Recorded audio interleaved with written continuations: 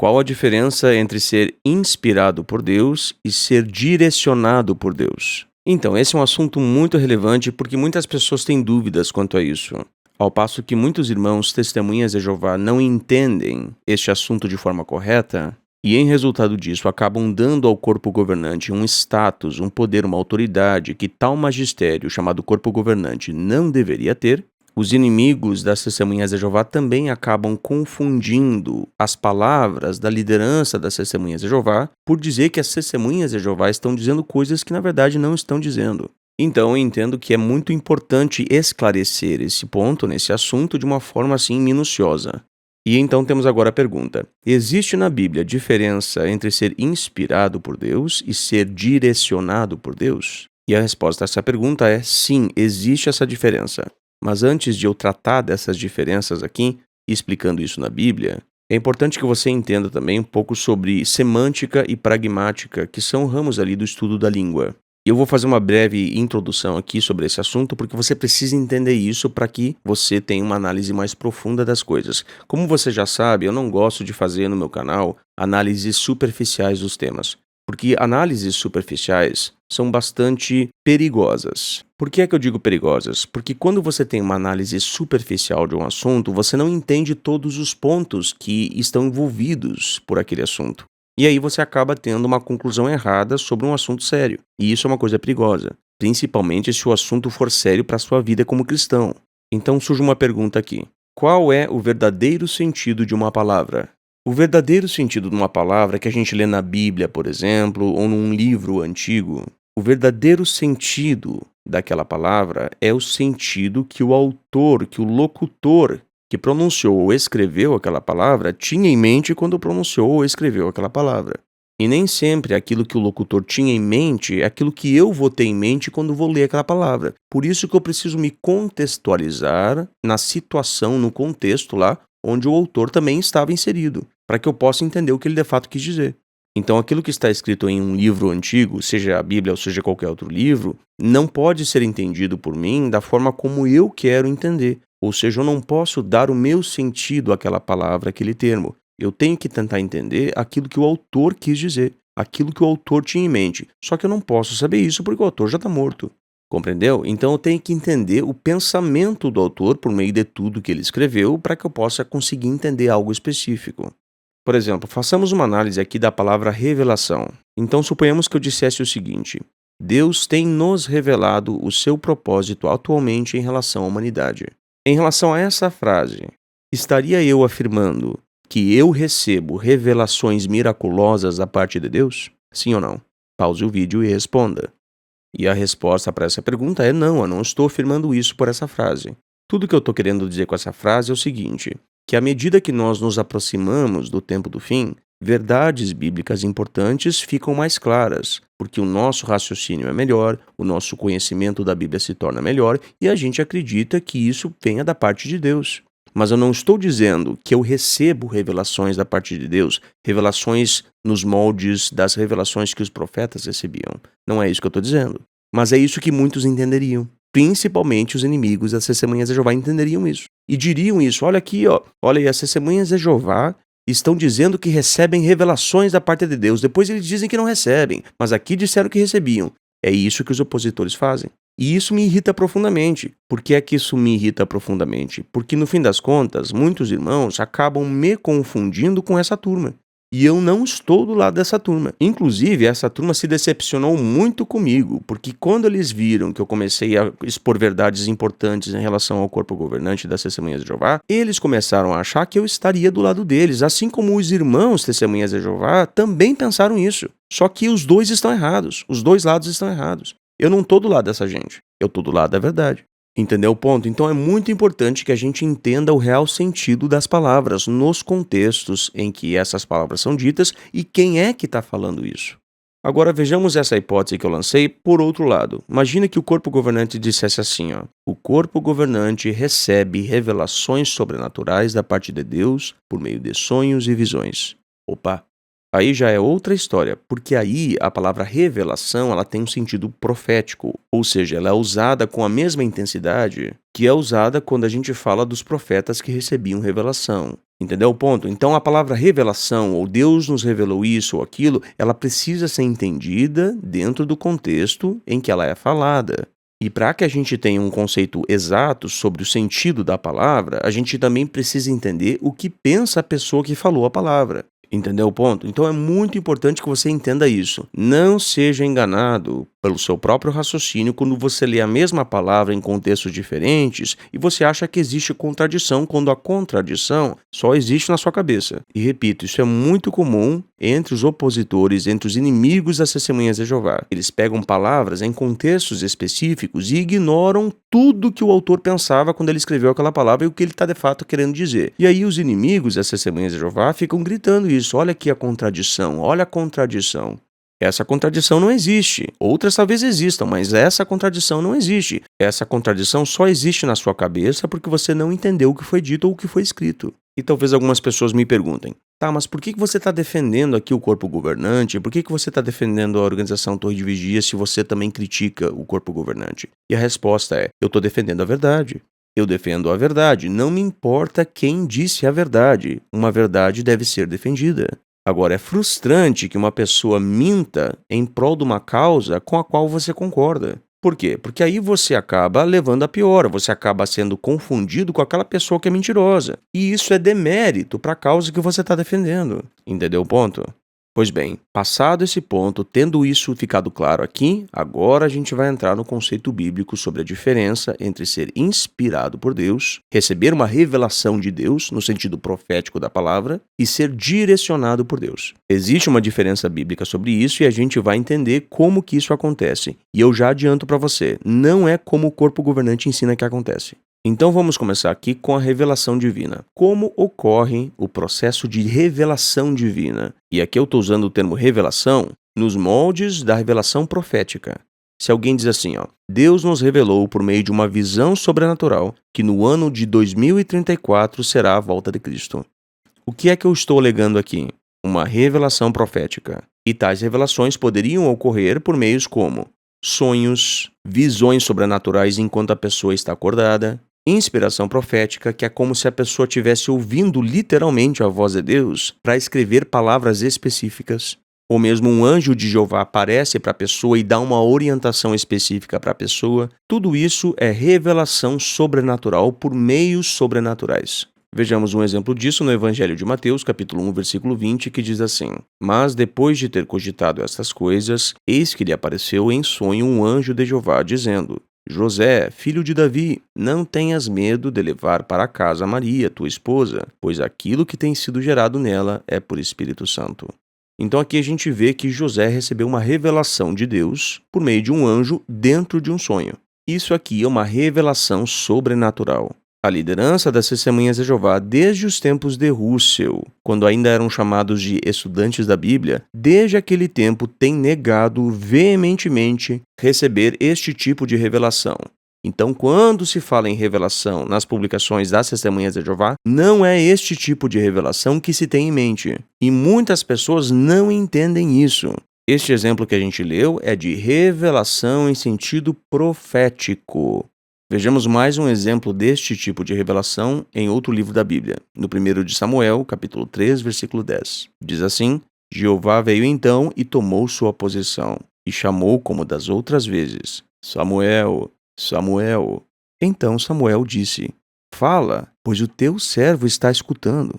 Veja só, então este é um tipo de revelação sobrenatural que os profetas tinham nos tempos bíblicos. Este tipo de revelação, as Testemunhas de Jeová e o corpo governante também negam ter. Pois bem, então esses casos que a gente leu aqui são exemplos de inspiração profética, por assim dizer, de profecia, de novidade profética, de informação por meios sobrenaturais. Na nossa era, algumas pessoas que afirmaram ter esse tipo de revelação profética foram, por exemplo, Joseph Smith, profeta dos Mormons, e outros profetas dos Mormons também afirmam ter esse tipo de revelação. Ellen White, da Igreja Adventista, também afirmou ter esse tipo de revelação. As Testemunhas de Jeová nunca afirmaram ter este tipo de revelação, tá certo? Então isso fica claro aqui. Mas existe outro tipo de revelação que as Testemunhas de Jeová afirmam ter. E é deste tipo de revelação que eu vou falar agora. que é a direção. Em outras palavras, as testemunhas de Jeová afirmam coerentemente que acreditam ser guiadas pelo Espírito Santo ou direcionadas. E por que eu falo coerentemente? Porque qualquer cristão que se propõe a entender a Bíblia durante o processo de pesquisa, em um assunto específico ou mesmo em vários assuntos, ele tem que acreditar que Deus o está guiando para chegar à conclusão correta. Porque se ele está estudando a Bíblia, mas ele acha que Deus não o guia, então ele deixa de ser um cristão e ele passa a ser apenas um estudioso, um teólogo qualquer. Entendeu o ponto?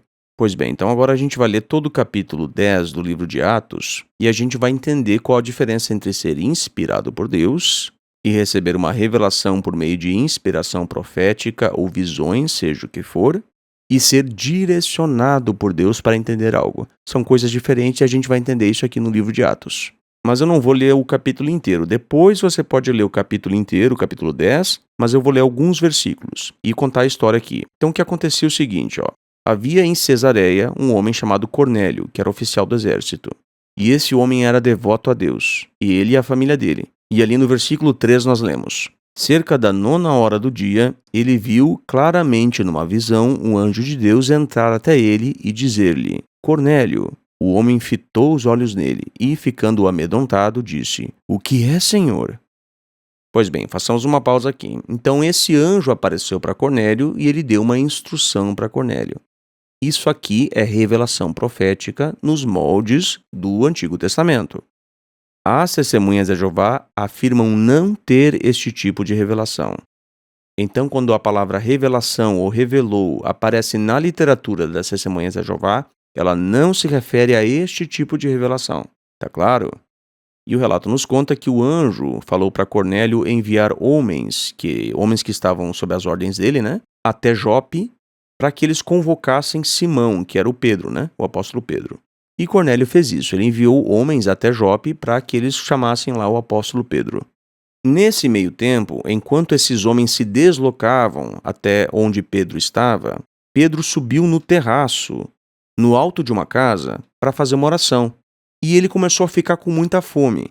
E nisso, Pedro caiu em transe e teve uma visão da parte de Deus. E a gente lê agora no versículo 11, que diz assim: E observou o céu aberto e alguma sorte de vaso descendo, semelhante a um grande lençol de linho, sendo baixado pelas suas 4 extremidades para a terra. E nele havia toda sorte de quadrúpedes e bichos rastejantes da terra, e aves do céu. E veio a ele uma voz: Levanta-te, Pedro, abate e come. Mas Pedro disse: Absolutamente não, Senhor, porque nunca comi nada aviltado e impuro. E a voz falou novamente com ele pela segunda vez: Para de chamar de aviltadas as coisas que Deus purificou.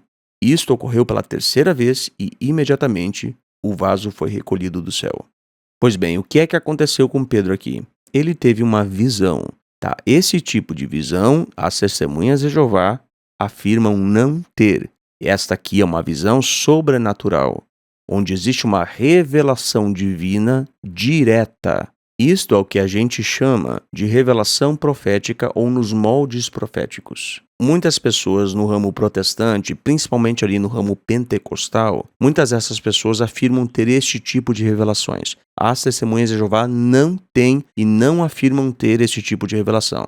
Mas a coisa vai mudar aqui no relato de Atos e você vai ver que vai surgir um outro tipo de revelação que o apóstolo Pedro vai ter, que este sim as testemunhas de Jeová afirmam ter. E a gente vai entender qual é.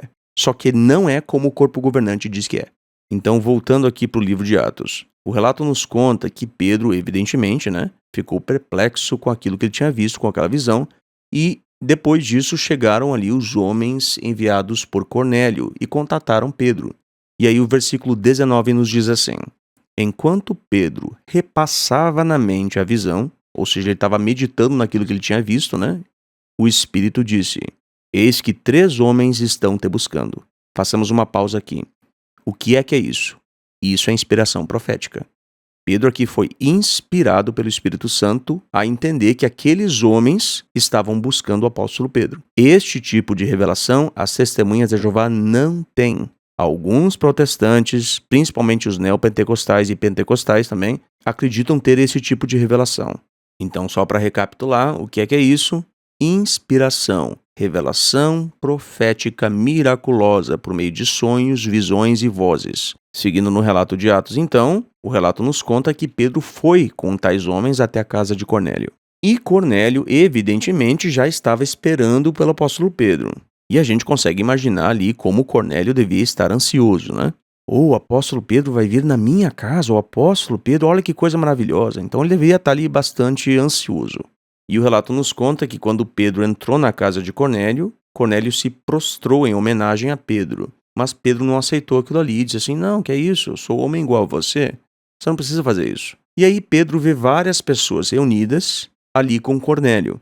E no versículo 29 a gente lê, por isso vim, disse Pedro, realmente sem objeção, quando fui chamado. Portanto, indago a razão pela qual me mandaste chamar.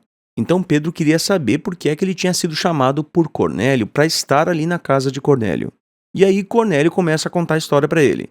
Cornélio conta que ele estava orando na casa dele, apareceu o anjo, né? Falando para Cornélio aquelas palavras que a gente já leu, e o anjo mandou Cornélio enviar homens a Jope para chamar até a casa de Cornélio o próprio apóstolo Pedro. Então Cornélio conta essa história para o apóstolo Pedro.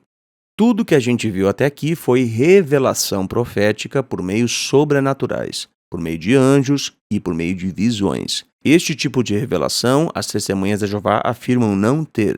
E agora a gente vai ver outro tipo de revelação no versículo 34, que diz assim, em vista disso, Pedro abriu a boca e disse, certamente percebo que Deus não é parcial, mas em cada nação, o homem que o teme e que faz a justiça lhe é aceitável. Olha que interessante. Esta foi a conclusão a qual Pedro chegou após ter recebido a visão que ele recebeu, após ter ouvido de Cornélio as coisas que ele ouviu, certo? Só que esta conclusão dos versículos 34 e 35 que ele teve não foi inspirada. Pedro não foi inspirado para concluir o que ele concluiu. Entretanto, ele foi direcionado para concluir isso. Por quê? Porque os eventos em volta de Pedro conduziram Pedro até esta conclusão. Então, qual a diferença aqui entre ser direcionado e ser inspirado? A gente já viu o que é ser inspirado, não viu? Todas as visões que a gente leu aqui é sobre inspiração, revelação profética. Entretanto, aqui no versículo 34 e 35 também, tem outro tipo de revelação, que é a revelação por meio da direção. Pedro foi conduzido, foi guiado para chegar a esta conclusão por meio de eventos. E é este tipo de revelação que as testemunhas de Jeová acreditam que tem da parte de Deus. Revelação por meio da direção. E eu concordo com esse tipo de revelação, com esse tipo de direção. E eu acredito que Deus direciona o seu povo hoje desta forma. Mas como funciona isso? Primeiro eu vou responder como não funciona isso. E como o corpo governante acha que seria essa direção da parte de Deus. O corpo governante pensa o seguinte. Eles pensam lá que quando eles consideram um assunto com oração, a conclusão a qual eles chegam, que é uma conclusão intelectual, é a vontade de Deus. Eles podem estar errados? Podem. Mas visto que eles consideraram aquele assunto com oração e unanimemente eles chegaram à mesma conclusão, eles acreditam que aquela conclusão é a direção de Deus. Eles não ouviram vozes, eles não tiveram visões, nada. Mas eles acreditam que aquela conclusão é a conclusão que Deus quer que eles tenham. E isso é basicamente a mesma coisa que acontece em qualquer outro grupo de estudo da Bíblia, em qualquer igreja, por exemplo. Por exemplo, quando existe um estudo da Bíblia, um grupo de estudos, né? Na igreja adventista, na igreja batista, na igreja presbiteriana ou em qualquer outra igreja, aquele grupo faz oração a Deus e pede, a direção de Deus para aquele grupo, para aquele estudo que eles estão fazendo. E eles acreditam que as conclusões daquele grupo, no final do estudo, são as conclusões orientadas, direcionadas pelo Espírito Santo. É isso que pensa um grupo, por exemplo, da Igreja Batista, da Igreja Presbiteriana, da Igreja Adventista ou qualquer outra igreja tradicional. E é isso que pensa o corpo governante. Entretanto, não é este tipo de direção que a gente entende aqui no livro de Atos. A direção de Deus é por meio de eventos, ou seja, Deus conduz os eventos a fim de que nós, como grupo, cheguemos a uma determinada conclusão. Esta sim é a verdadeira atuação do Espírito Santo hoje. E eu vou usar um exemplo atual sobre isso. Quer ver? Eu estou absolutamente persuadido de que o que aconteceu na Noruega agora, que as testemunhas de Jeová tiveram seu registro de religião cancelado, foi de Jeová. Foi Jeová que fez isso. Eu tenho convicção em mim que isso veio de Jeová. Por que Jeová fez isso? Fez isso para esfregar na cara do corpo governante que eles estavam fazendo besteira.